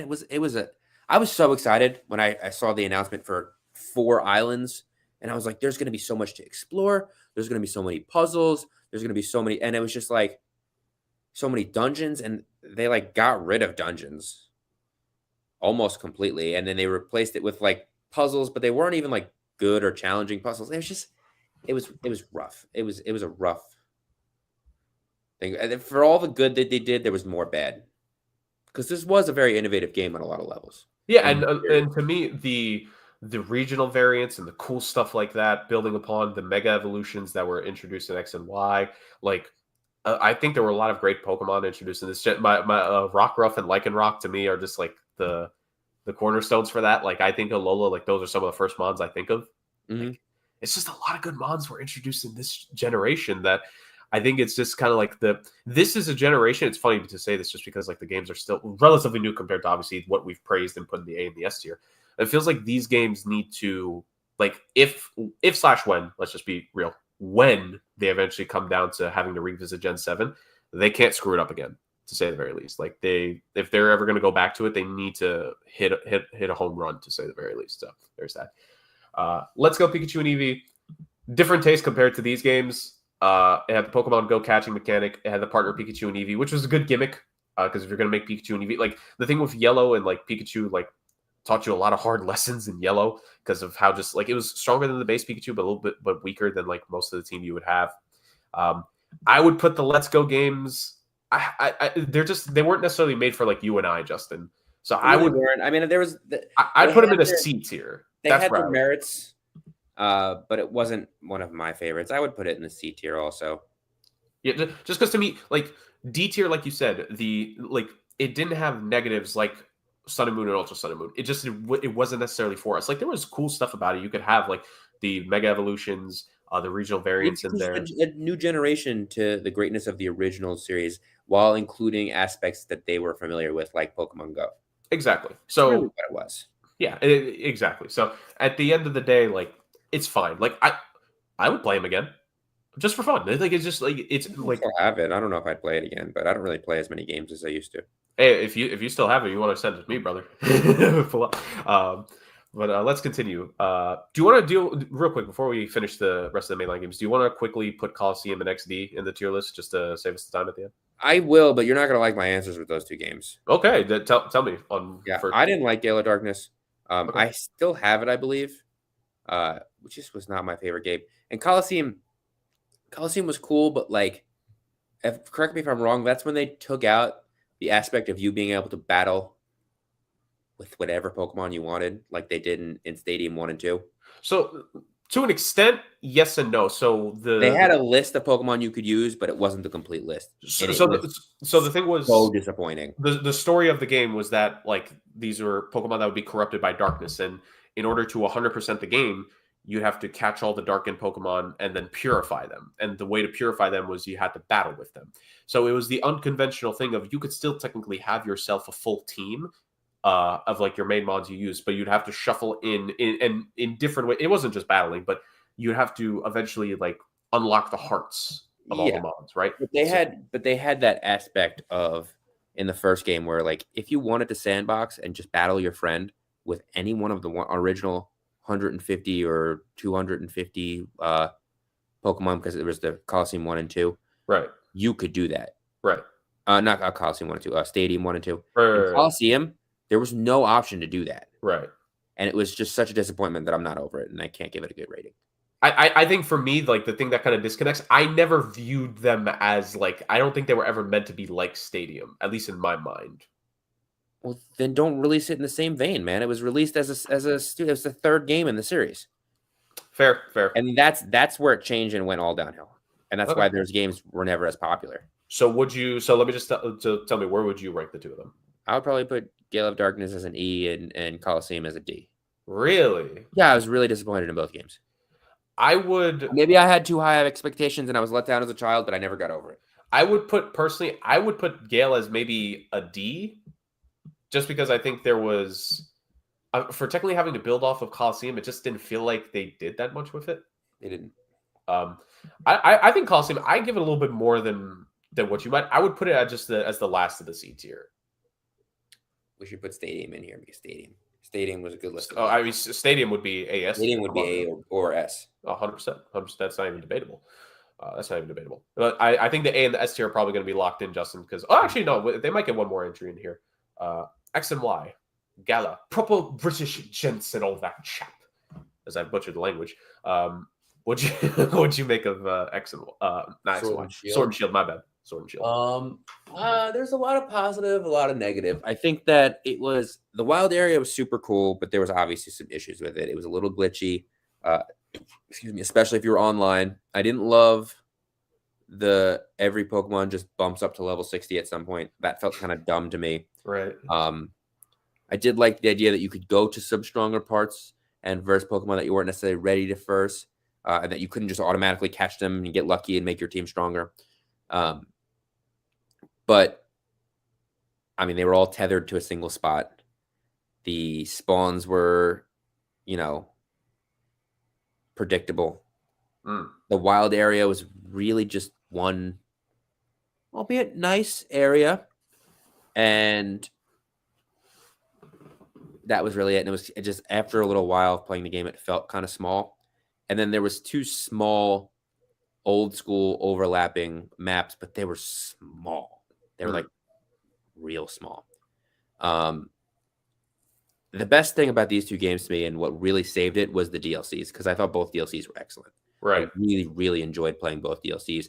It felt bigger. It felt easier to roam, and it set up for what was, I think, pretty solid Scarlet and Violet games. But it just, there was a lot of disappointment there. So would you say like maybe top of the C tier potentially? Yeah, bottom of the B tier, because I don't think it was as bad as a C tier game, but I'm also like a little hesitant to put it at the same level as the games that we have in B tier. Mm-hmm. You know what I mean? I think top of the C tier could be like it's. I think I would say it's a case of it was just if it was a bit more polished in certain instances. I would argue that we could move all those C and D tier games down one and then put Shield and Sword that's the only C tier game right now. But that's me. I know you have a different opinion. Well, I mean, it's definitely possible. You know what I mean? Like, I feel like that Sword and Shield was a step above. Let me do the work, and you can talk. I feel like Sword and Shield was a step above the games that we have it on the same tier as. You know what I mean? Let me try to do something real quick. Let me add a row below. Hold on. Let me do something different here. Let's go C. Will it work? Hold on. Okay. Let's go C. And let's go C plus. Let's put U. That just feels like a cop out. I feel like we have C and D tiers. Like, let's call it what it is. Just because you don't want to call it a D because it sounds bad because of a negative connotation. Ruined my fun. Why don't you? You know what I mean? It ruined my fun. Why don't you? But yeah, that's fair. I was having a little bit. Let's just use the numbers. Let's the letters. Let's use them the way they're supposed to be used. All right. So S, A, B, C, D, and E. We got 3 games left to go to the Brilliant Diamond Shining Pearl. We definitely had different thoughts about this. Yeah, I think you're gonna be mad at me. This is the second game that I never completed. I really. I didn't think it was bad. Maybe it's me getting old. I don't know, but wait, when you say completed, you didn't get to the Cynthia fight, like just the first Cynthia fight? Nah, I did not get to the Cynthia fight. Wow. Yeah, I just didn't do it. I didn't care.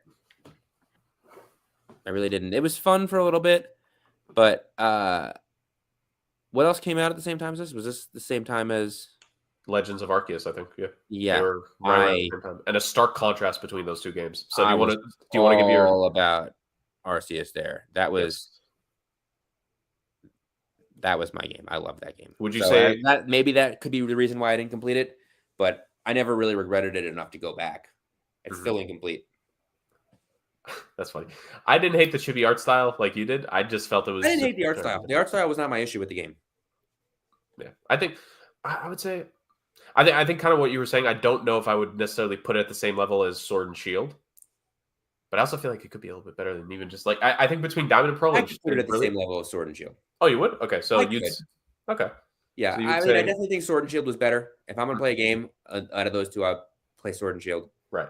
But I would put it above the games that we have in the D tier. So the question is, where does this rank? I would say it's at least an A. I think that was a revolutionary game. I loved a lot of the things about it. I'm really excited for the new Legends game to come out. I don't really play games anymore, but I am going to get that game and I'm going to play it. So it'll be interesting to see where they take us, especially if they're going to do more of a future aspect as opposed to a past abstract. But I really put a ton of hours into that Legends game. And to complete the list, are we putting Scarlet Violet in the B tier? Yeah, I think Scarlet and Violet did a lot of things good. They did a lot of things bad. There's a lot of glitches when they first opened it. They needed a couple patches. That seems like a common thing nowadays, though. It doesn't feel like it's up to the level where it should be for the Switch engine. There's just a lot of things that I'm still disappointed in, but I think it overall was a good game. It was fun. They added some things that they were missing for a while, like some challenging aspects, but I don't think that it was a bad game. I enjoyed playing it. I would probably do another playthrough if I really wanted to or had the time. Right. No, I've told you this. Like, I felt to me Scarlet and Violet was kind of the best I'd played in a bit. Yeah. Because like, did you play Legends? No, I did not. I still have not played Legends. I will say that, but I Well, know the hype. I've seen the videos of it, and without playing it, I would definitely say Legends deserves A tier and could very easily be S tier as well. Without having picked it up, I'm willing to say that. I would say for I'll say me, that. Pick it up. for me, Scarlet and Violet are, like you said, they built upon what Sword and Shield was.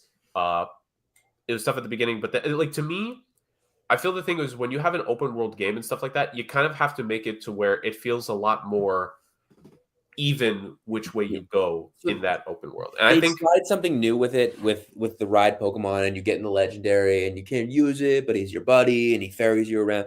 And they got rid of the bike, which I kind of didn't like. And the idea is because the part of the issue in my mind is that they made it too easy to traverse too quickly. If you really wanted to traverse the entire terrain and wanted to get all those powers right in the beginning of the game, you could do that. And it changes kind of the aspect of how you play. And it's not necessarily a bad thing. It's just different. So maybe it's something that's going to take a little time to get used to. right. But I didn't love that aspect. And it was glitchy and a little childish. And I mean, these stories are so bad. Yeah, it's definitely been a downturn of story since Black and White and Black and White 2. So bad. The pinnacle of storytelling was around Gen 4 and Gen 5 games. I mean, Sword and Shield storytelling was way better than this one. That's true. And then like when they finally got into like the semi-interesting aspect of it, it wasn't like. But I will say, when it comes to Sword and Shield, though, like when you talk about like the guy who's seen as an authority figure of his region, like I know you weren't the biggest fan of them, but when it comes to like Coliseum and XD Gale of Darkness, like yeah, like I think the mayor in Coliseum was the bad guy, and then someone else important was the bad guy in Gale of Darkness. So it's like it's one of those things like There wasn't even a bad guy in this game. like Chairman Rose, like maybe bad guy's not the word, but Chairman Rose, like he's meant to be like the antagonist, right, of Sword and Yeah. Shield. Like I could tell from a mile away he was going to be like the bad guy. I strongly quote because he's not, like you said, he's not a Yeah, I Giovanni. mean, he was a bad guy. He was trying to do a bad thing for, I guess, a positive reason, and he was driven by. He was like more of like a corporate bad guy as opposed to like an evil bad guy. White collar crime. Yeah. White collar. There was no bad guy in this game. There was none. It was like, man, this person was picked on, so they started a group of friends, and then the group of friends was seen as outcasts, and you had to rein them in. So it was like, be different, but not too different. Like it was a weird, Yeah, it was weird. it was level of storytelling that they tried to be so PC and positive that it like came off as like a Dora the Explorer game. Yeah. Like it was like, where's your friend? There's your friend. We can all be friends no matter how different we are. And I was like for a series I love, did I get too old for this? Are they phasing me out? Maybe they want to phase me out. That's fine. It's up to them. Right. Like, I don't know. The storytelling was so bad. Yeah, there was very like, and it sucks because there were some interesting characters in the game, relatively speaking. Like I like Arvid's story. Like he was actually really good storytelling with why he was doing what he was doing. Arvid I liked was such a prissy little bitch. Oh, come on, I liked him a little bit. Nomona was just dumb. She was like a dumb person. She was just everyone compared her to Goku. She just wanted to fight every time. But like I liked that though. That she was a good character if she was just dumb. Yeah. And then like the Penny, whole thing with the headmaster, and then he was also Clive or whatever. Like it was funny, but like it just got to the point where I was like, I will say I do goal is to hit everyone. Yeah. And they did not hit everyone with that story. They cut out the majority, I think. There's a lot of young people that love the games and stuff like that, but even they are like, what are you doing? I'd say those games, there was a base. They did a good amount right, but there was a lot that it could have been done. Like if you clean up some of the story things, like realistically, this could have been an A-tier game. My issue with this game is that there was too many things that needed to be cleaned up. They are a AAA studio, one of the highest media IPs in the world, and they are working with a ragtag team of guys that don't seem like they can get it done anymore. And there was too many issues for a game of this caliber and funding. Right. You know what I mean? It's like they're making an indie movie with a blockbuster budget. And it's gotten to the point where they're losing people. No, you're not wrong. You're not wrong. And there's people that are captive audiences like you and I that are probably going to get it either way.